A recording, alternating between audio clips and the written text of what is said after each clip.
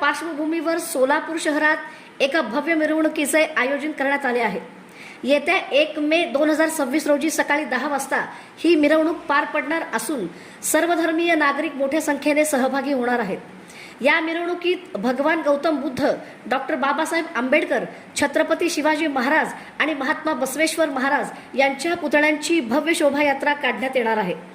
जय भारत माता सेवा समिती नवी दिल्ली यांच्या वतीने या कार्यक्रमाचे आयोजन करण्यात आले असून संस्थेचे राष्ट्रीय संस्थापक अध्यक्ष परमपूज्य श्री हवा मल्लीनाथ महाराज निरगुडी यांच्या नेतृत्वाखाली हा सोहळा पार पडणार आहे।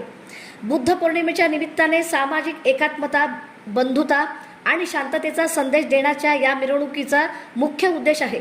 सोलापूरकरांसाठी हा एक प्रेरणादायी आणि ऐतिहासिक क्षण ठरणार आहे।